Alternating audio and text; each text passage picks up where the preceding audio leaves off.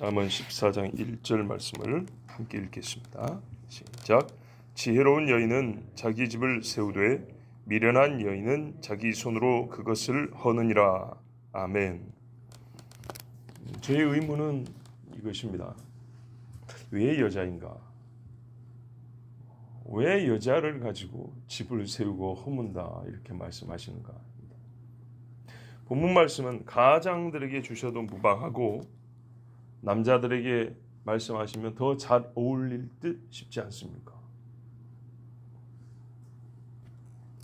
그러면 여자들을 지금 이렇게 말씀하신 것은 추가로 여자들도 집의 흥망성쇠에 영향을 미치는 바가 있다. 적지만 전혀 없는 건 아니다 라는 어떤 소극적 뜻을 전달하려 하시는 것인가? 아니면 우리가 잘 몰라서 그렇지 남자보다 더 또는 가장과 버금하여 여자가 그 집을 세우고 무너뜨리는 힘이 있고 장본인인 경우가 있다는 사실을 우리에게 가르쳐 주려 하심인가? 말씀의 어조를 보면 후자죠. 네. 어쩌다 보면 여자도 그런 수가 있어 이런 의미가 아니고 여자가 그 집을 세우고 무너뜨리는데 얼마나 중요한지 남자만 생각할 게 아니다. 사실상 거의 같다라고 봐야 한다. 그런 말씀이죠. 그러면 우리는 왜 이런 질문을 했냐? 사실 우리 스스로가 이 사실에 대하여 잘 모르고 있기 때문입니다. 경험하는데도 불구하고 인식을 못합니다. 인식은 우리가 머리로 그거를 깨닫는 겁니다. 그죠? 어떤 일은 경험을 합니다. 술을 취한단 말이에요. 사람이 술 취함을 지금 경험하고 있어요. 그런데 안타까운 건 뭐냐면 술 취한 사람이 취했다는 것을 모르는 경우가 많죠. 나 안 취했어 그러면서 술 취한 짓을 다 하죠. 술 취한 사람이 내가 취했구나 알기만 해도 얼마나 자기 행동을 좀 조심하지 않겠습니까? 그죠? 우리가 살면서 여인이 집에 미치는 힘이 얼마나 큰지 경험하는데 그거는 생각하지 않고 그냥 경험으로 지나가 버려야 된단 말이에요.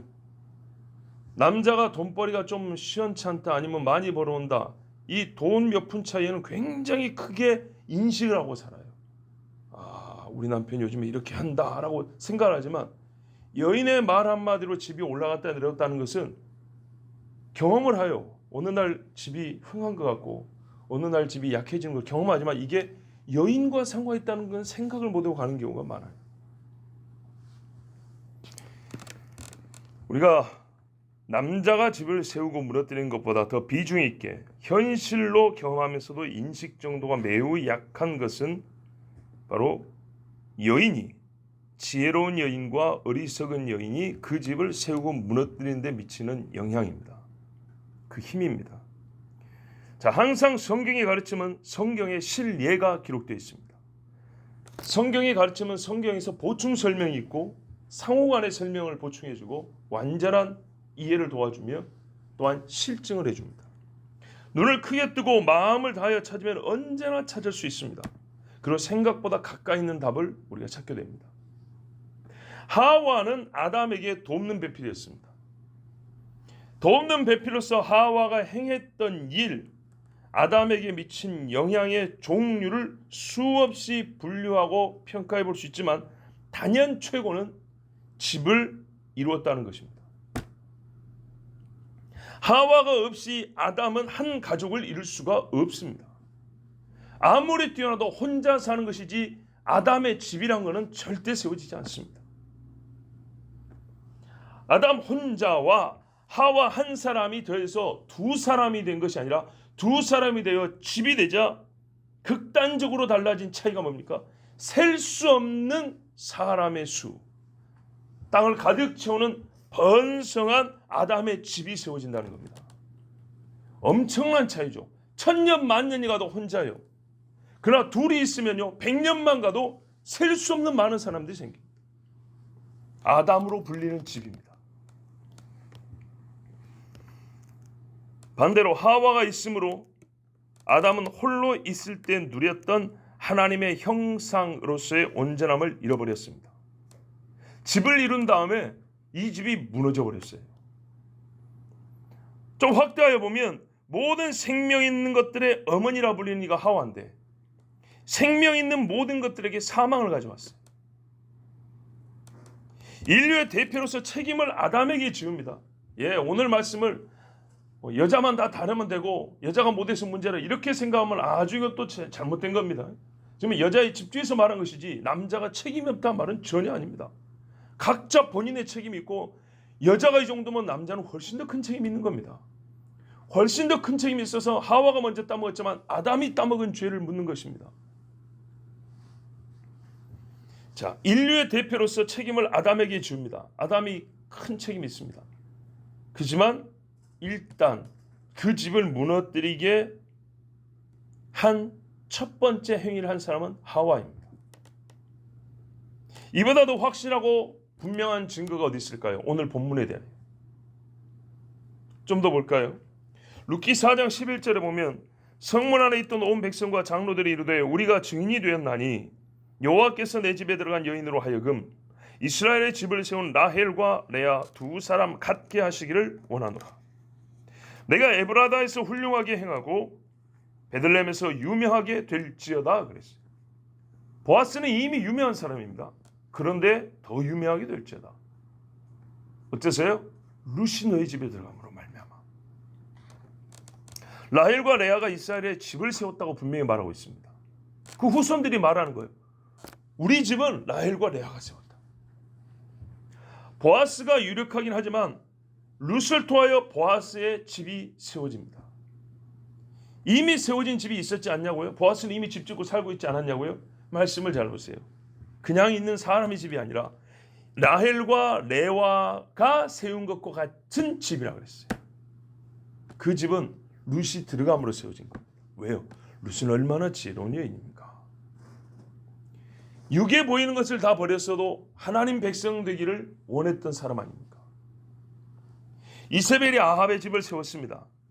아합의 집이라 불리는 악하고 어리석고 망령된 왕의 집을 세운 본인은 이세벨입니다. 장본인은 이세벨입니다. 나봇의 포도원을 빼앗는 이 악한 짓을 누가 꾸몄습니까?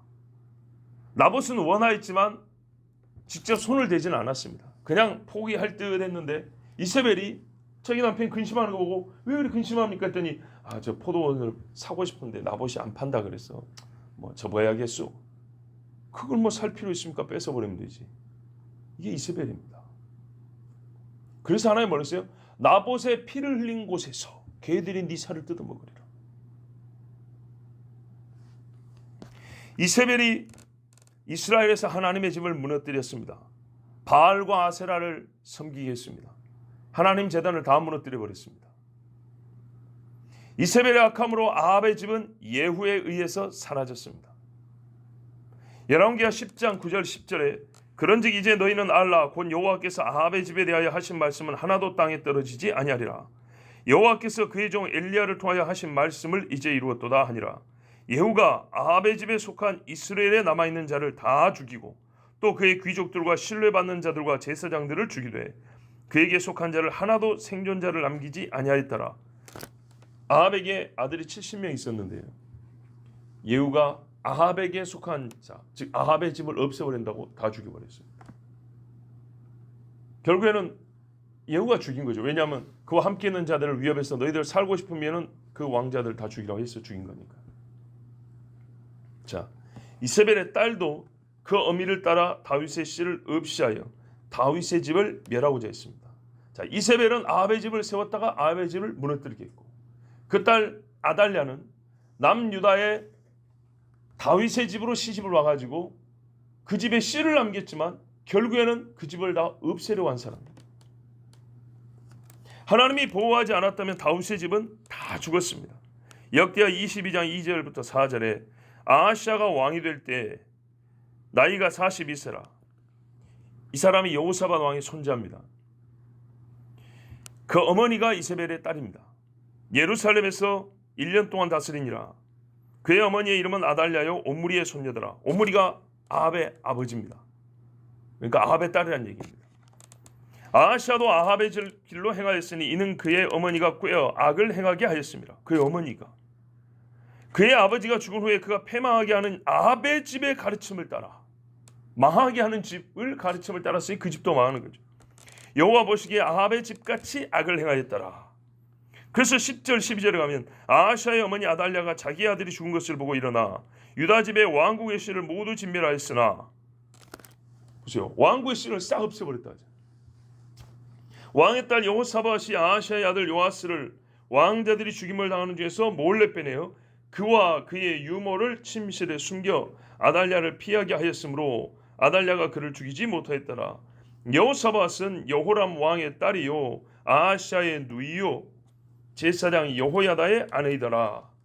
요아스가 그들과 함께 하나님의 전에 6년을 숨어있는 동안에 아달랴가 나라를 다스렸더라. 자, 이 당시에 유다 사람들이 무슨 생각했을까요? 다윗의 집은 없어졌다고 생각하지 않았겠어요? 보세요. 아달랴가 다윗의 왕의 씨를 다 없애버렸어요. 그리고 맨 막내 갓난 애는 지금 숨겨져 있어요. 그러니까 유다인들은 뭔 생각하죠? 다윗의 집은 끝났다입니다. 사실 이들의 마음속에는 다윗의 집은 끝났다입니다. 그렇지 않겠어요? 그러자 6년 있다가 제사장 여호야다가 귀족들과 높은 사람들을 조용히 불렀어요. 여기 왕의 씨가 남아있다고. 깜짝 놀랐죠. 그래서 그 7살밖에 안 된 애를 왕으로 세웠지 않습니까? 만약에 그 전에 20살짜리 왕의 씨가 남아있었다면 분명히 아달랴한테 반역을 했을 겁니다. 다윗의 씨가 남아있다고. 그런데 다윗 죽은 줄 알으니까 가만히 있었어요. 7살짜리만 있어도 다시 다윗의 집을 세우는데, 즉 이스라엘에서는 사람들의 인식 속에서는 약 6년 동안 다윗의 집이 없었어요. 왜 그렇게 됐죠? 아합의 집이 들어와서 그 집 딸이 들어와서 이 집을 없애버린 겁니다. 나발의 집이 하루아침에 사라지게 되었을 때 그 집을 지킨 자는 아비가일이었습니다. 그 지혜로 말미암아 다윗이 그를 데려다가 아내로 삼았던 일을 다 아십니다. 무명한 자들이었지만 이름이 기록되어 있지 않습니다만은 저는 항상 존경하고 놀라워하는 여인들이 있으니 그들은 레갑 족속의 집에 시집온 여자들입니다. 다른 신앙 정신과 생활 양식을 가지고 레갑의 아들 여호나답의 집에 들어온 여인들이 낳은 자식들 수백 년을 내려면서 여호나답과 같은 신앙 정신을 보존하여 왔다는 것은 정말로 놀라운 일입니다. 수차례 말씀드렸습니다. 대가족 사회에서 한 세대에 몇 명에서 몇십 명의 며느리들이 들어옵니다. 다른 집에서 장성한 여자들이 우리 집으로 들어옵니다. 근데 우리 집은 레갑의 아들 여호나답, 예후와 함께 이스라엘을 개혁했던 사람입니다. 그 사람이 가만 보니까 이렇게 살아서는 신앙을 못 지켜 했던 그 세상, 그 시대 사람들의 생활 방식 자체를 아예 뒤집어 우리는 반대로 살아야 한다 할 정도로 그 시대 사람들 눈에 보기도 이상한 생활 방식을 명령했어요. 하나님의 백성으로 온전히 남아있기 위하여. 그런데 그거를 오랜 시간 보존했어요. 예수님 올 때까지 엄청나게. 수백 년을 내려면서 여호나답과 같은 신앙 정신을 보존하였다는 것. 그들의 어머니의 신앙과 가르침이 매우 경건하고 철저하며 변함없었다는 겁니다. 그 많은 여인들이 말이죠. 그렇다는 것은 그들의 남편도 온전했다는 뜻입니다. 그렇지만 오늘 말씀은 여자들에게 집중되어 있으니까 그렇다 하더라도 이 여자들의 힘이 얼마나 막강합니까? 소위 며느리 협회를 만들어 이거 감당할 수 있겠습니까? 뭐 며느리 조합 이런 거 말이죠. 한두 사람도 아니고. 그런데 이 여인들이 얼마나 순전하고 온전한 신앙인이었던지 그 자녀들이 대부분 다 경건함을 지켜 내려왔습니다. 수백 년을. 칭찬하지 않을 수가 없습니다. 그 여호나답의 집을 지킨 여인들입니다. 하지만 가장 지혜롭고 풍부에 가했던 솔로몬의 지혜가 무력해진 이유는 어디에 있습니까? 그의 부요함이 하나님 보시기에 불태워 버려야 할 쓰레기처럼 여겨지게 된 이유가 어디에 있습니까? 다윗의 부요함은 하나님의 성전에 쓰일만 했지만 솔로몬의 부요함은 다 쓰레기 취급해도 무방할 정도로 더러워져 버렸어요. 그 이유는 솔로몬의 아내들 때문입니다. 그렇다 하더라도 그 자신 신앙을 지켜야죠. 예, 그거는 그겁니다만은 일단 원인을 제공한 이는 여자들입니다. 솔로몬의 아내들 이방 여인들이었습니다. 다시 말씀드립니다. 솔로몬이 아버지 말씀 안 들었어요. 예, 그래서 그런 겁니다. 그러나 동시에 이 여자들이 솔로몬의 마음을 뺏었습니다. 자, 이 정도면 충분하지요? 충분합니다.